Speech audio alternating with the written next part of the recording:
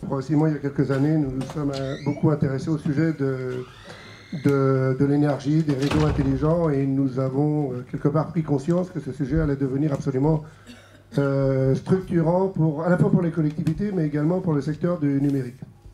Et il est étonnant d'ailleurs de voir le nombre d'ingénieurs télécoms que nous rencontrons dans ce secteur. Finalement, les télécoms, enfin, je veux dire, c'est pas un hasard. Tout le monde fait à peu près le même constat. Il y a l'idée que les télécoms deviennent une forme de commodities. Alors évidemment, il y a toujours un certain nombre d'investissements dans les mobiles, dans les infrastructures, mais il y a aussi l'idée que le prix unitaire de tout ce qui se passe dans les télécoms décroît et que la valeur, il faut aller la chercher ailleurs. Donc il y a des secteurs comme la santé, l'éducation qui sont source de valeur et d'autres, et je ne vais pas tous les citer. En tout cas, l'énergie, c'en est à coup sûr l'un d'entre eux. Et c'est vrai qu'il y a un certain nombre de parallèles que l'on fait et que l'on peut faire entre le secteur des télécoms et de l'énergie. Il faut être prudent sur tous ces parallèles, mais il y a quand même un certain nombre d'éléments structurants et technologiques, voire réglementaires, qui nous rapprochent des télécoms. Voilà, donc il est vrai que quand on rencontre aujourd'hui les télécoms, quand on rencontre des gens dans l'énergie, il y a une forme d'enthousiasme, quelque part de découverte d'un champ nouveau dans lequel il va se passer énormément de choses. Alors évidemment, on sait qu'il y a toujours des controverses sur le coût de l'énergie. Voilà, est-ce que finalement c'est un gros problème pour l'humanité ou pas? Tout le monde n'est finalement pas d'accord. Le sujet est même un peu moins à la mode qu'il n'a pu l'être il y a quelques temps.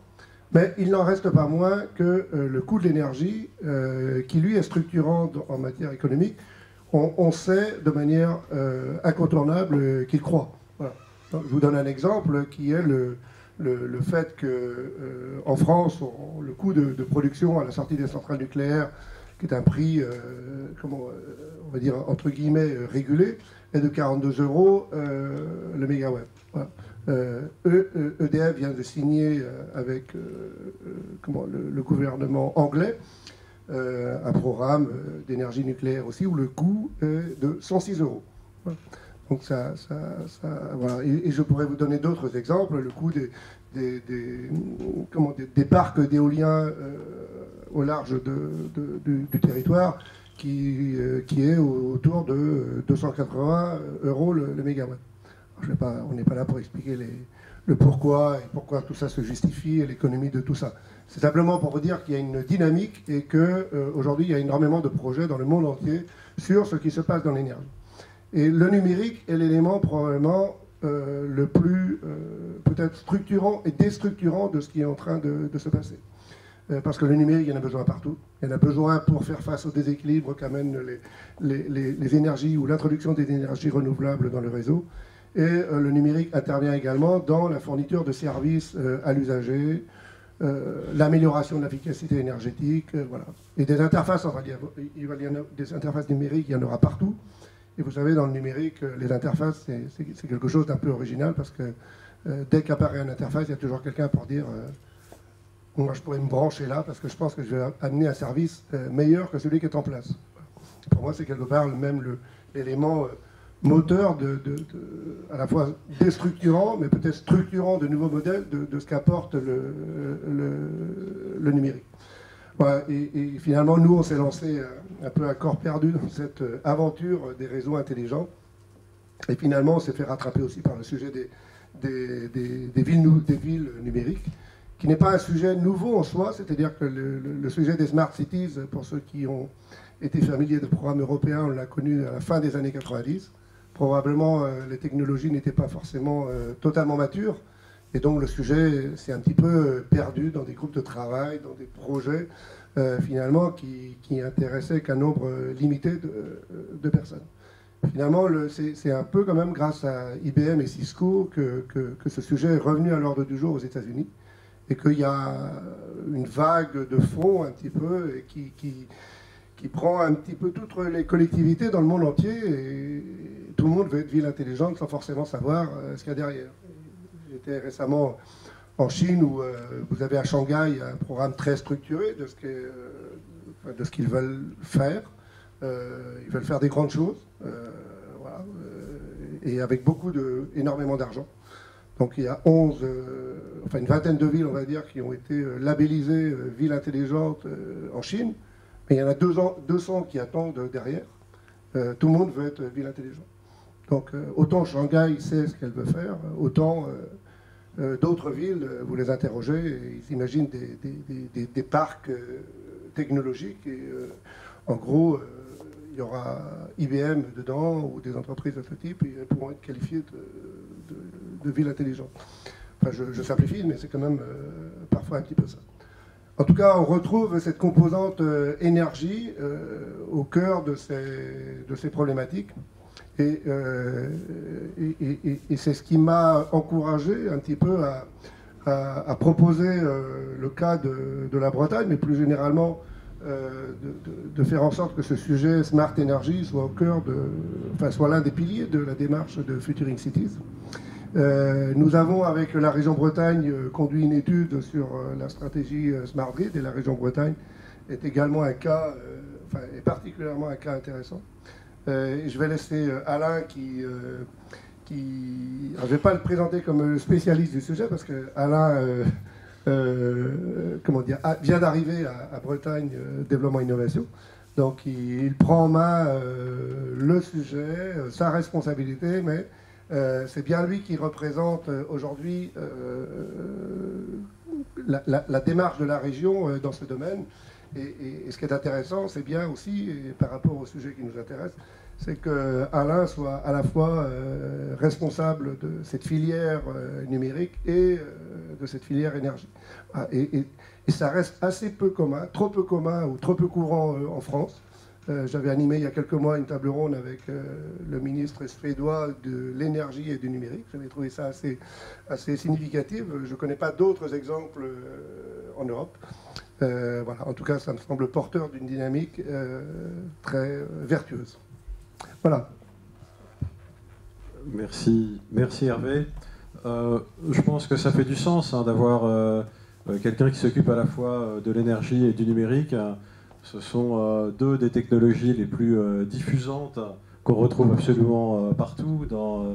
Quand je parle des filières qu'on a en Bretagne, naval, nautisme, on a de l'énergie, du numérique. Quand on parle de la défense, on a de l'énergie, du numérique.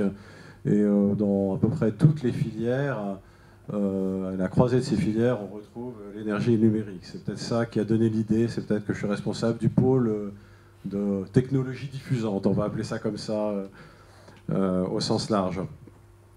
Donc je vais vous faire partager un petit peu l'expérience de la Bretagne sur les smart grids. On pourra commencer par une première définition des smart grids avec celle que nous donne la Commission européenne, qui est en fait la prise en compte des comportements de tous pour une énergie plus sûre, plus propre et plus efficace. J'aime bien aussi le tableau de la Creux que m'a soufflé Items, qui apporte un autre éclairage en comparant les réseaux électriques traditionnels aux réseaux intelligents, où le numérique remplace l'analogique, où la gestion est faite plus par la demande que par l'offre, et où on parle plutôt du consomme-acteur. Voilà, mais si on passe sur la planche suivante, on peut voir que, en fait, par rapport à toutes les fonctions qu'on peut trouver sur la chaîne de valeur du numérique, j'ai fait un lapsus révélateur, toutes les fonctions qu'on trouve sur la chaîne de valeur des smart grids, on a en fait du numérique. Le big data vient de l'augmentation de besoins de traitement de données. La communication, évidemment, prend une importance croissante. La numérisation de ces réseaux électriques les rend également plus vulnérables, posant la question de la cybersécurité. Enfin, on voit vraiment que le numérique est omniprésent dans cette problématique. Si on regarde maintenant la situation de la Bretagne, c'est une situation un petit peu particulière. La Bretagne ne produit que 11% de l'énergie qu'elle consomme. Elle est dans une situation de péninsule électrique, avec une problématique un petit peu particulière des îles à adresser. Et encore plus inquiétant, facteur aggravant, on a observé une hausse de la consommation supérieure à la moyenne nationale, et notamment en période de pointe. Et c'est ces périodes de pointe qui préoccupent énormément la Bretagne, parce que elle fait pendre au-dessus de nos têtes le risque d'un blackout électrique. Et en fait, c'est dans ce cadre que différents acteurs qui sont listés derrière moi se sont mis d'accord autour du pacte électrique breton, qui est décliné autour de 3 grands axes: la maîtrise de la demande en électricité, la sécurisation de l'approvisionnement électrique et le déploiement d'énergie renouvelable. Alors si on va un petit peu plus en détail sur ces 3 piliers du pacte électrique breton, bon, quand on parle de la maîtrise de la demande, il n'est pas question d'infléchir la courbe de croissance enfin si, justement, simplement de l'infléchir et non pas de l'inverser. Hein. La demande va continuer à croître, mais il s'agit de la diviser par 3 par rapport aux perspectives de si on ne faisait rien, ce qui devrait apporter des gains de 950 gigawattheures par an à l'horizon 2015 et 1200 gigawattheures par an à l'horizon 2020. Pour ce faire, on va s'appuyer sur des dispositifs plus proches des gens, comme les points Info Énergie. On va soutenir des dispositifs tels EcoWatt, où il y a 60 000 adhérents volontaires en Bretagne qui, sur une simple alerte, peuvent permettre de faire baisser de 20 MW la consommation en période de pointe. On a favorisé aussi des dispositifs d'effacement diffus, celui de RTE et celui de Voltalis, où il y a plus de 30 000 boîtiers qui sont actuellement installés en Bretagne. Donc l'idée, c'est donc d'éteindre, dans le cas par exemple de Voltalis, les chauffages pendant une demi-heure. Ça ne diminuera pas considérablement la température de la maison, mais ça permettra d'éponger une pointe pendant les périodes critiques. Et aussi, à travers le plan bâtiment durable, renforcer les dispositifs de rénovation thermique pour le logement. Le deuxième pilier vise à favoriser et multiplier par 4 d'ici 2020 la somme de la production des énergies renouvelables. Alors le chiffre de 3600 MW, peu importe si jamais il vient de l'éolien terrestre, offshore, photovoltaïque, les chiffres que vous avez là sont les projections qui ont été faites à l'époque de la signature du pacte. Mais l'objectif est bien d'avoir 3600 MW de produits en énergie renouvelable en Bretagne à l'horizon 2020. Sachant qu'il y a des dispositifs que certains aspects sont plus favorisés par la région Bretagne.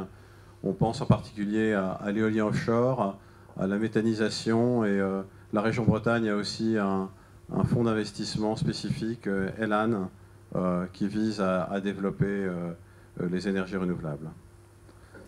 Et enfin, le troisième pilier est sur l'approvisionnement en électricité. Du fait de sa situation péninsulaire, la Bretagne est un peu en bout de guirlande, vu qu'on voit bien que si jamais ça coupe à un endroit de la Bretagne, il y a un risque que tout le reste soit dans le noir. Et plus précisément, on a 2 guirlandes. On a une guirlande au nord, une guirlande au sud. Donc en établissant un pont entre Lorient et Saint-Brieuc, eh ben, on arrive à non seulement rééquilibrer, mais aussi sécuriser l'approvisionnement entre le nord et le sud. D'autant qu'au nord, on va avoir 2 sources additionnelles d'énergie. Une centrale à gaz, mentionnée dans cette planche, qui fournira 400 MW, et aussi l'apport des énergies marines renouvelables en baie Saint-Brieuc, des énergies éoliennes offshore. Et bien évidemment, le développement des réseaux électriques intelligents. Alors sur le développement, sur l'aide au développement des smart grids, il y a 3 volets. Un volet technologique avec le soutien à l'effacement diffus qu'on a déjà vu, de l'aide à des projets collaboratifs. J'ai nommé ici le projet ELIRA, auquel participe l'ENS, l'antenne rennaise de l'ENS Cachan, et aussi des entreprises, et qui visent à optimiser l'énergie à l'échelle d'une PMI à travers un mix d'énergie éolienne et solaire, avec du stockage aussi sous la forme d'hydrogène. Évidemment, l'inclusion des smart grids dans les schémas directeurs, enfin dans la S3 qui parle d'innovation et la stratégie régionale de développement économique et d'innovation bretonne. Et un petit peu en marge, alors ça c'est moins piloté par la région, mais on peut voir que le pôle images et réseaux de compétitivité à vocation mondiale a inclus Smart Building et Smart Cities à l'intérieur de 2 de ces 4 grandes priorités en termes d'applicatifs. Pour ceux qui ne sont pas familiers avec ça, c'est que le nouveau plan de financement de l'Europe pour la période 2014-2020 amène, à obliger les collectivités à définir des priorités dites intelligentes. L'ensemble des régions ont défini ces priorités, ce qui va avoir des conséquences sur le financement des fonds structurels, donc qui sont évidemment importants pour les projets locaux.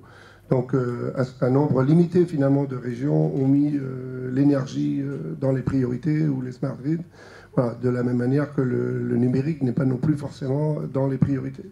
Je le dis parce que ces stratégies S3 ont été faites parfois dans les régions par des directions spécialisées financement européen. Et selon le cas, les directions à côté ne sont même pas particulièrement au courant des processus qui ont été engagés. Alors que ça aura même un impact sur le financement de leurs programmes. Dans le cas de la Bretagne, je confirme que c'est bien l'Agence de développement économique qui a fait à la fois la S3, qui est effectivement essentielle dans le cadre du routage des fonds européens, et la SRDEI qui définit la stratégie de développement économique de la région.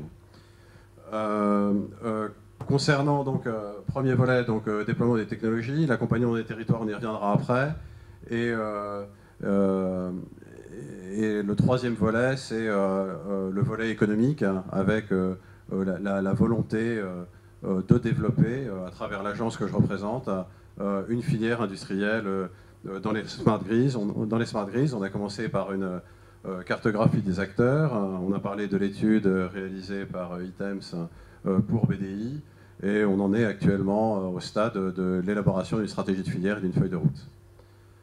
Alors, un petit peu plus proche de nos villes et de nos collectivités locales, on va faire un petit zoom sur les boucles énergétiques locales, qui sont des projets voulus par la région, un petit peu en compensation au fait que la région Bretagne n'a pas réussi à attirer sur son territoire un appel à manifestation d'intérêt de l'ADEME.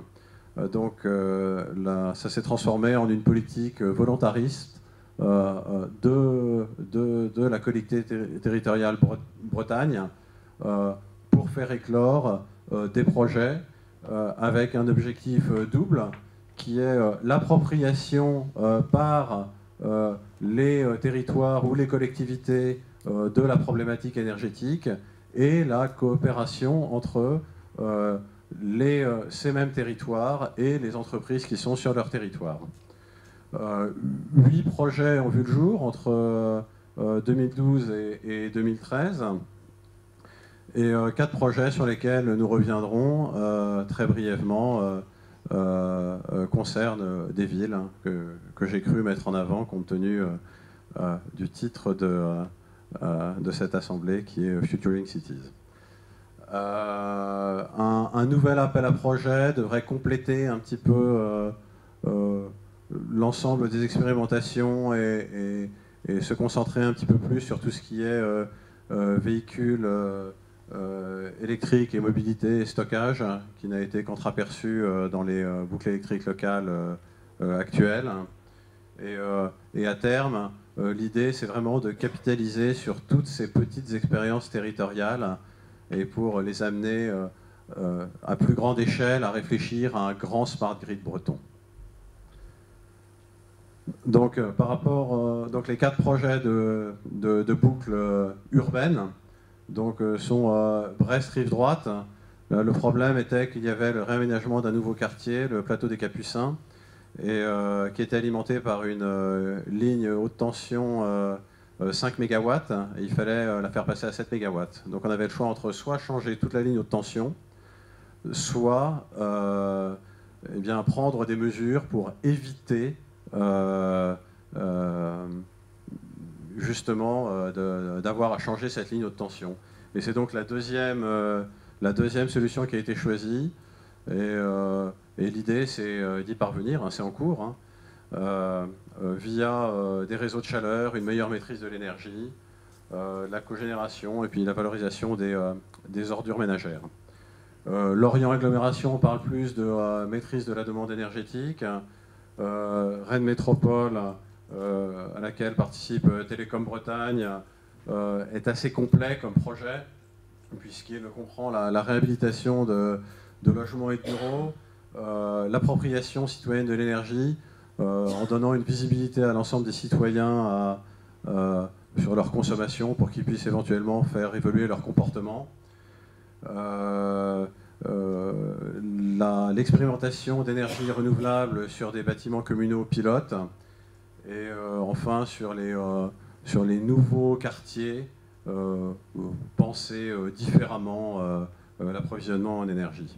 Et enfin Saint-Brieuc agglomération, il s'agit là de prendre en compte des sources diverses et intermittentes, méthanisation, énergie marine renouvelable, pour voir comment marier ça un peu harmonieusement et lisser ça avec du stockage.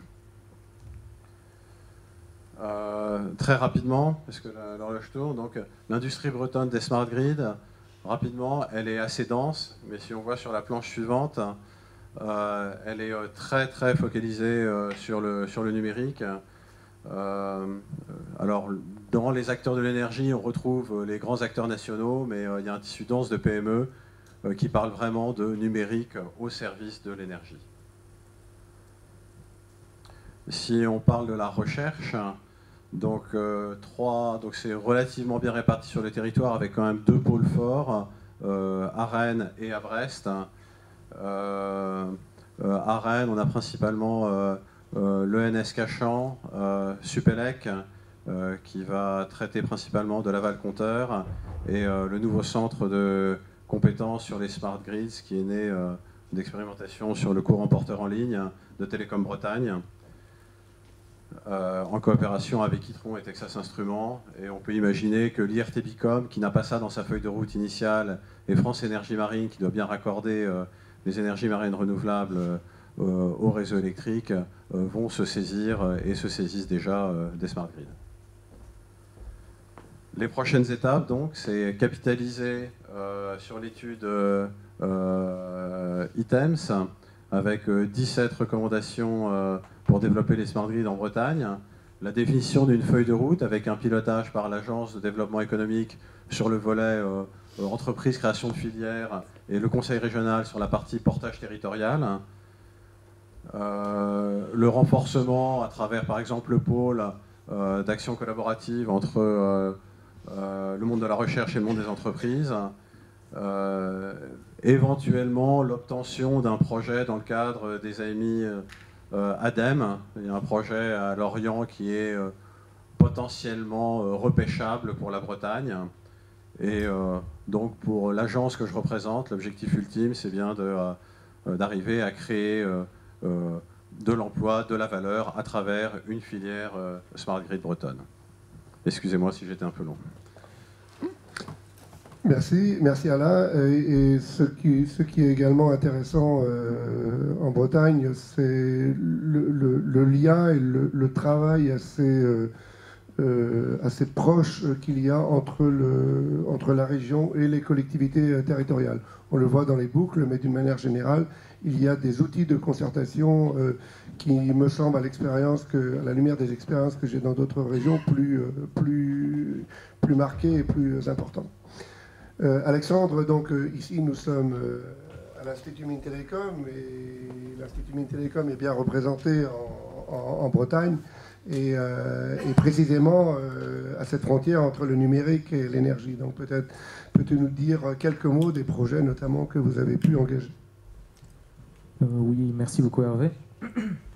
Donc à Télécom Bretagne et à l'Institut, on a beaucoup de projets sur cette thématique-là. Moi, je veux me focaliser, donc on a sur le Smart Grid, sur les Smart Cities, sur les voitures électriques en Bretagne.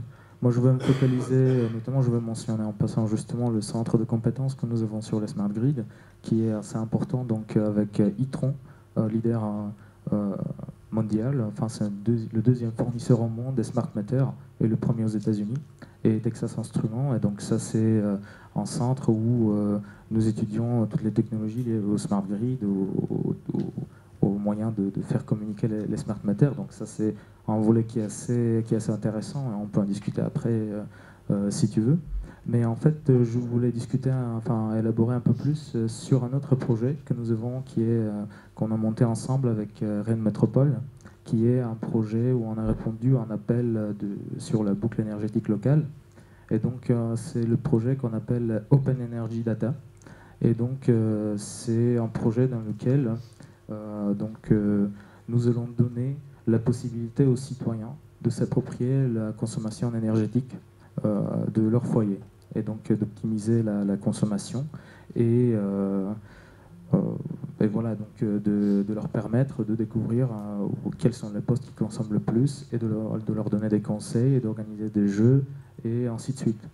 Donc ça, c'est quelque chose qui est assez intéressant. Et en fait, la grande nouveauté ici, c'est qu'on va faire aussi, on a un très grand volet ouverture des données de la consommation énergétique, donc où on va donner une possibilité aux entreprises, et aux startups, aux particuliers d'utiliser cette information-là et de proposer des nouveaux services.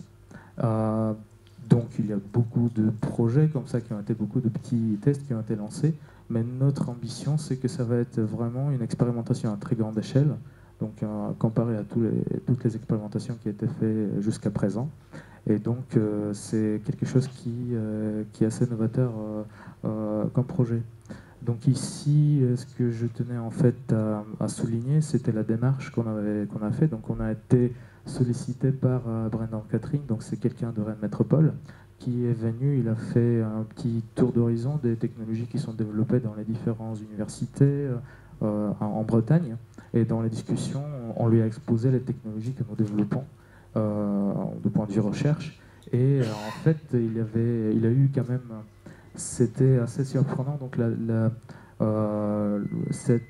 facilité avec laquelle on a défini ce projet-là. C'était vraiment dans le mode, ce matin on a mentionné le mode brainstorming au bêta, j'ai noté ici, c'était quoi? C'était la bêta mode, où en fait on s'est dit on va se lancer dans cette direction-là. Il avait une entente, Rennes Métropole, ils ont cette très forte volonté d'avoir la participation, d'inciter les citoyens à participer.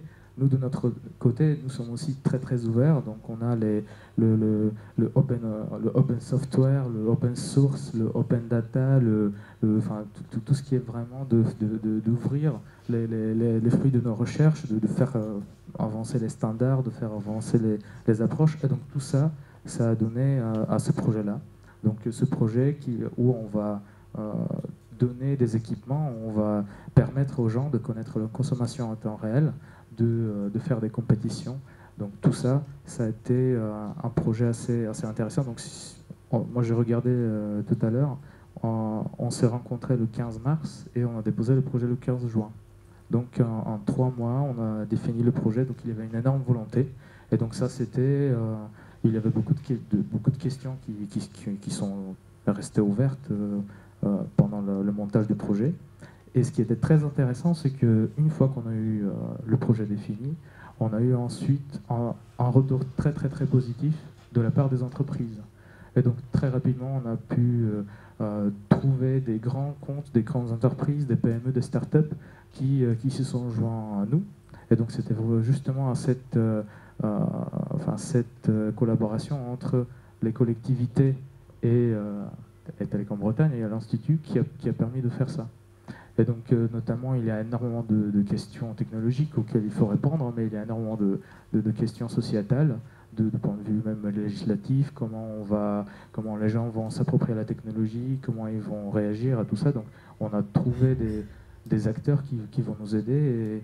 Et Laura, ici, on en a discuté également parce qu'elle a déjà travaillé sur des projets de ce type-là, donc du côté études de comportement des gens. Et c'est là, c'est vraiment un projet dans lequel j'adore travailler et il a une énorme entente avec Rennes Métropole.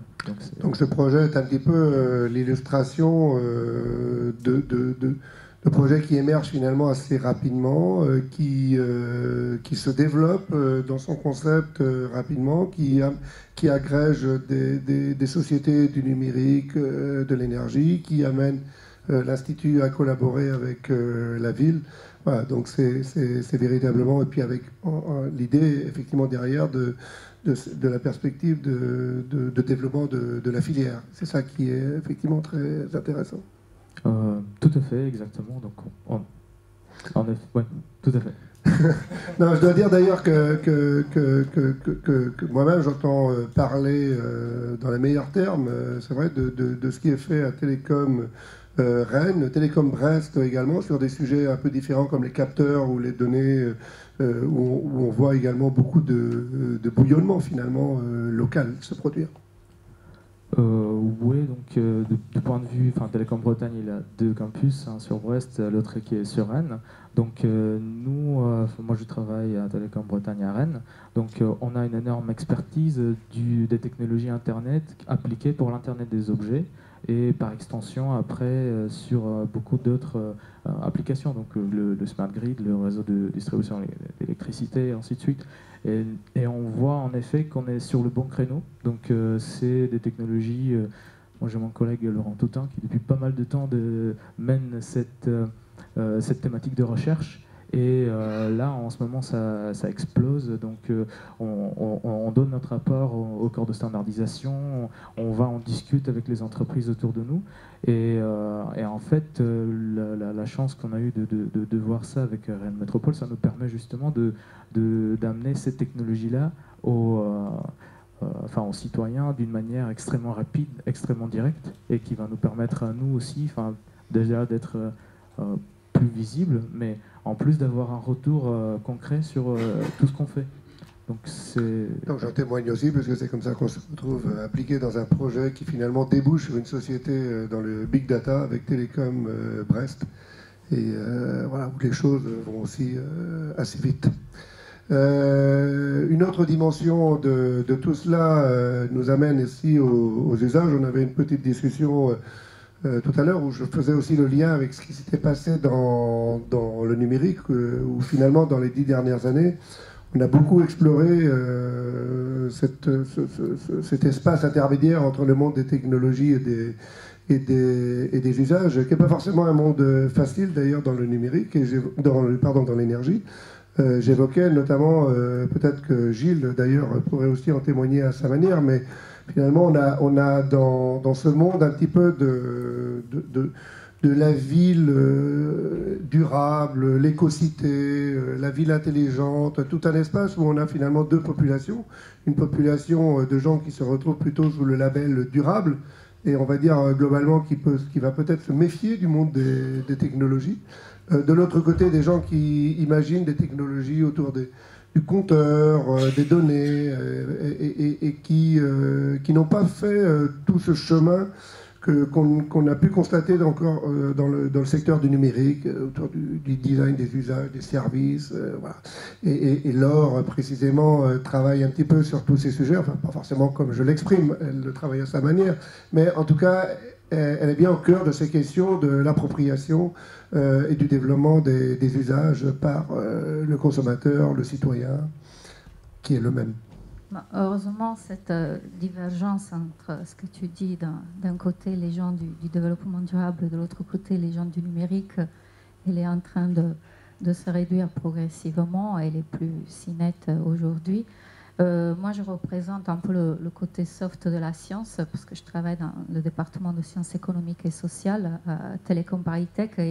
Et là, nous étudions en particulier toutes les questions des usages, de l'efficacité et aussi de la viabilité, ou c'est plus facile à comprendre peut-être, de l'acceptabilité sociale des systèmes de smart metering qui sont utilisés dans les programmes de maîtrise de la demande résidentielle d'électricité, où on est confronté à une question que vous aviez évoquée tout à l'heure, qui est celle du changement de statut du citoyen, qui finalement devrait passer de celui de consommateur d'énergie à celui de consommateur.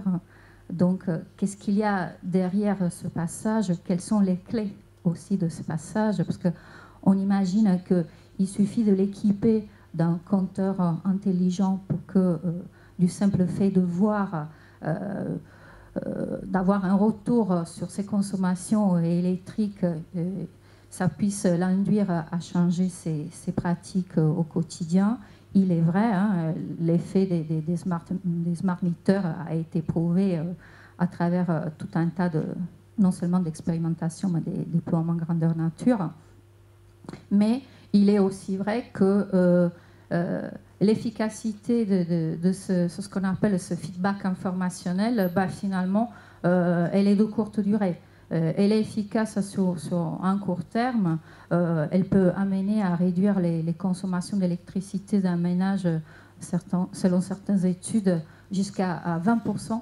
Hein, donc un bon score, si on le regarde comme ça, de manière extemporaine. Mais lorsqu'on va regarder ça dans le plus long terme, ne serait-ce que dans le moyen terme, certaines expérimentations montrent que déjà après 4 à 6 mois d'utilisation de ces dispositifs de mesure et de contrôle de ses propres consommations, finalement, l'attention de l'usager, elle décroît progressivement pour en arriver à un point que, à un moment, le dispositif, s'il s'agit d'un dispositif d'information déportée, il est complètement oublié. Ça fait partie du mobilier de la maison. Et on finit par ne plus le regarder. En fait, on perd d'intérêt pour ce dispositif. S'il s'agit d'une information qui est livrée sur Internet, on n'en va plus, on perd ce code de connexion, il y a tout un tas de choses. Et en fait, se pose donc la question de la pérennité, de l'efficacité performative de ces dispositifs, la question de la durabilité dans le temps, de la durabilité. Et donc, ça revient sur ce que tu disais tout à l'heure, c'est-à-dire sur la complémentarité du dispositif technique, donc de l'approche technique avec une approche non technique. Qu'est-ce qu'on peut développer pour faire en sorte que l'efficacité du dispositif technique se prolonge dans le temps et amène à des changements de comportement durables. Donc nous, on travaille précisément sur cette augmentation non technique du dispositif technique.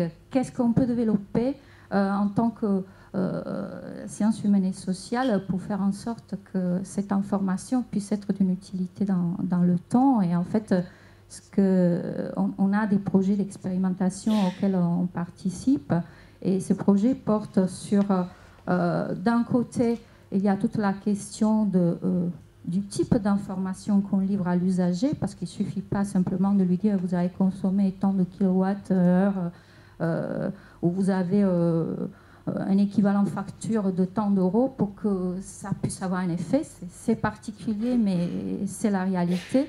qu'est-ce qu'on peut développer avec. On explore différentes voies. Deux en particulier sont sont toutes bêtes, hein, sont développées dans d'autres secteurs. On essaie simplement de les transposer dans le secteur de l'énergie. C'est celui de ce qu'on appelle la socialisation des traces, c'est-à-dire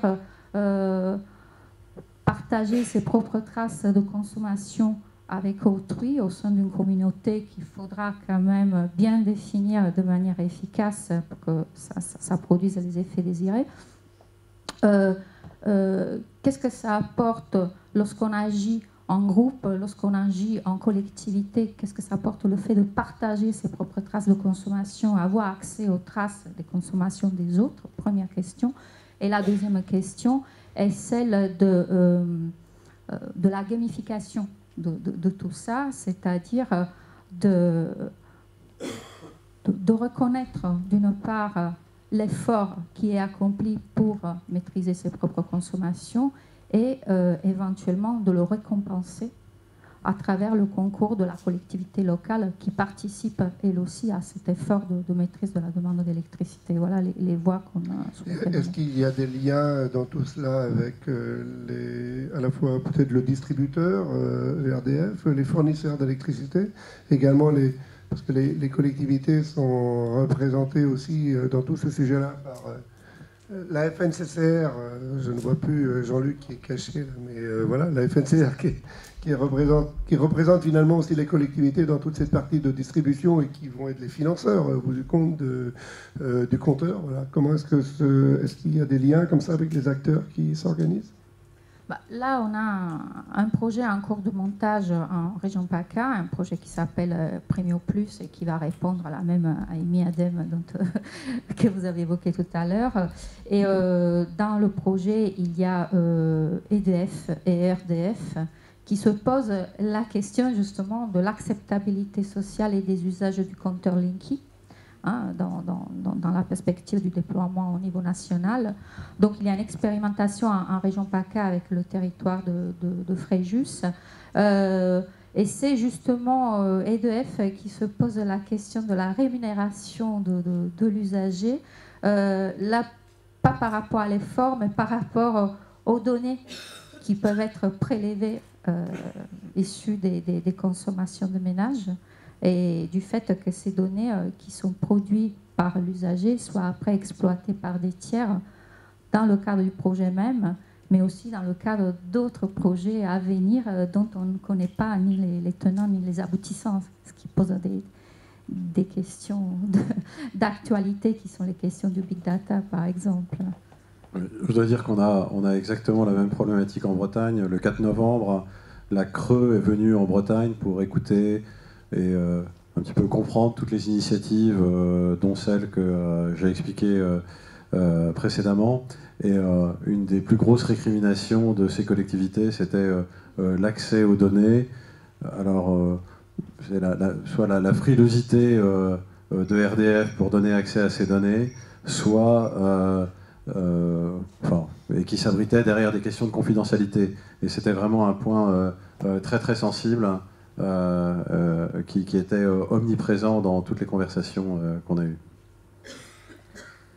Et en fait, je voulais juste rebondir aussi. Donc, en effet, dans le projet Open Energy Data, il y a un grand volet qui est la réalisation technique, qui est quelque chose d'extrême difficulté aussi, de s'assurer qu'on a des équipements qui ne sont pas chers parce qu'il faut produire un grand nombre, qu'il y a une connectivité dans les sous-sols, donc de sécuriser les échanges. Là, il y a un grand volet sur lequel nous on s'occupe, et donc là on applique notre savoir-faire. Mais après, c'est la question là où on n'est pas forcément très fort, où c'est justement l'acceptabilité sociale, le fait de savoir qu'au bout de 4 mois ou 6 mois, les gens ils perdent l'intérêt, donc dès qu'ils voient une courbe, peut-être ils ne comprennent pas trop qu'est-ce qui se passe.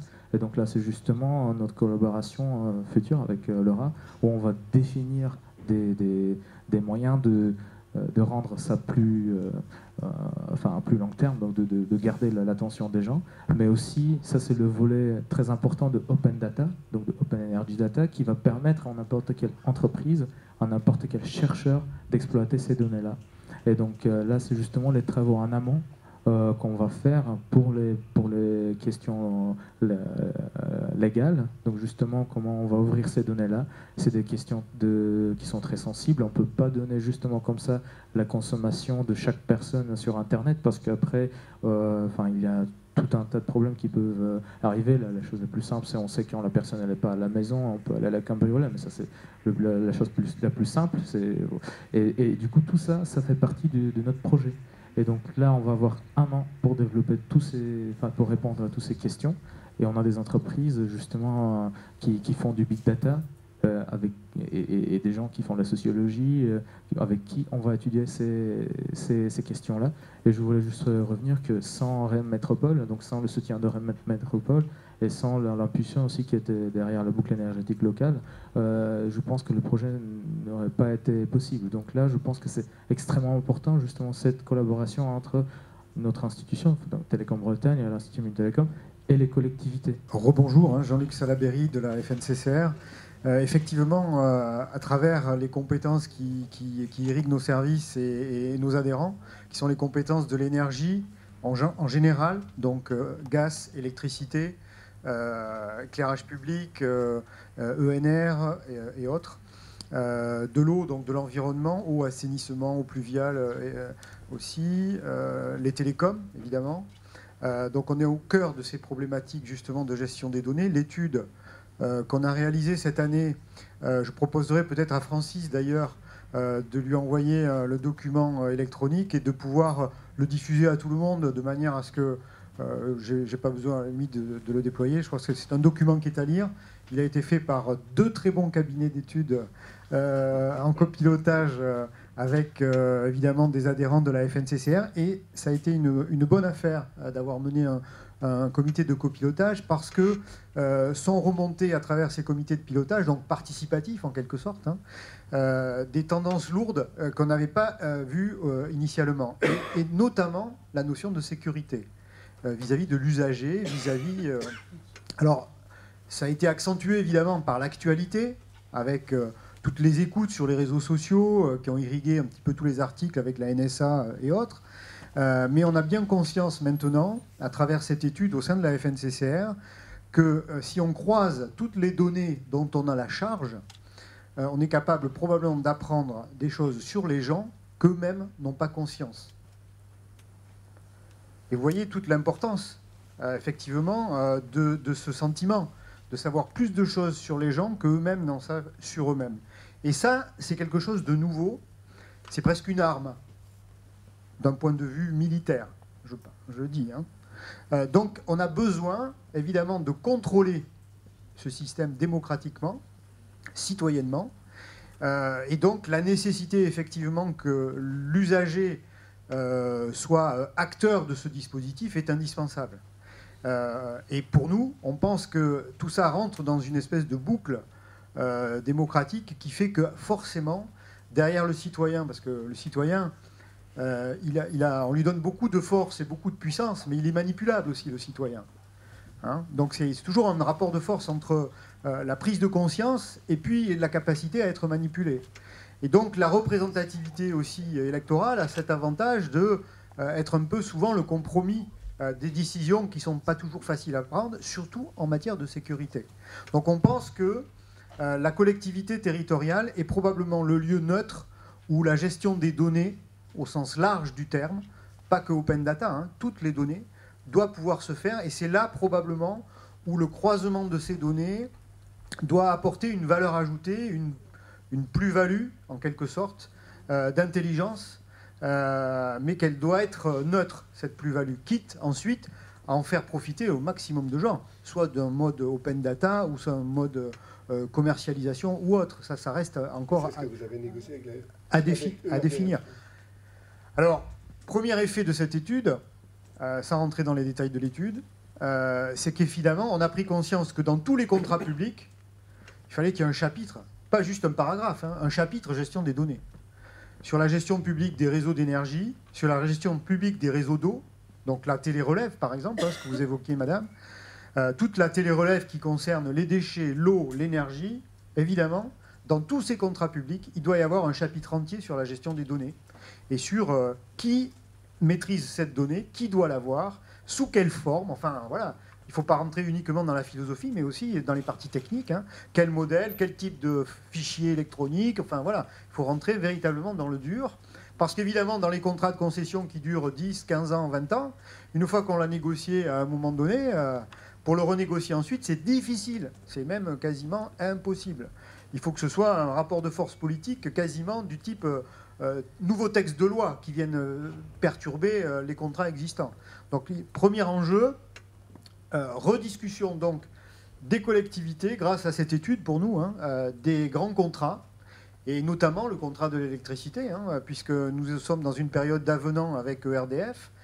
Ça tombe bien. On a intégré en secours, je dis quasiment en secours, un avenant qui dit qu'en gros, pour les données, rien n'est gagné, que tout va être à discuter encore à nouveau et que la discussion reste ouverte. Et qu'on va rentrer dans la précision à ce moment-là de l'avenant au contrat de concession nationale sur les réseaux d'énergie en matière électrique. Sur le gaz, pareil.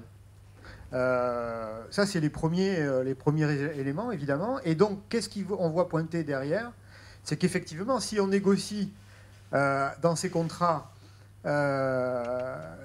l'accès à ces données, l'utilisation de ces données, sous quelque forme qu'elles soient, individualisées, agrégées, bon, tout ça reste à définir, évidemment, en matière de sécurité ou de protection de l'individu. Mais à partir du moment où on en est à ce débat-là, forcément, on se dit qui va pouvoir les stocker une fois qu'on les a récupérés? Est-ce que c'est chaque syndicat d'énergie qui doit se les stocker? Est-ce que c'est chaque syndicat de l'eau qui doit se les stocker et puis les redonner? Nous, on pense qu'à un moment donné, effectivement, chacune de ces structures doit récupérer les données qui le concernent, mais il doit être capable de les mutualiser à une collectivité d'une strate un petit peu supérieure, probablement à la taille départementale ou régionale, à voir, c'est à discuter, tout ça, sur lequel il va y avoir cette mutualisation des données et surtout ce croisement des données, ce big data local, entre guillemets, hein, qui permettra de consolider un certain nombre d'analyses et de prospectives et permettra aux élus finalement de piloter les politiques publiques dans ces domaines. Et on voit bien que les données de l'énergie, alors c'est une évidence avec l'étude de la Caisse qui n'a pas été trop présentée par Cédric tout à l'heure, sur la mobilité, mais dans le domaine de la transition énergétique, c'est un sujet qui est aujourd'hui actuel. C'est le débat à l'Assemblée nationale. Comment on va faire la transition énergétique en France? Eh bien, sur ce sujet-là, si on n'a pas les données et si on n'est pas capable de les croiser sur un seul lieu, sur un seul endroit, on ne sera pas capable de mener ces politiques de transition énergétique.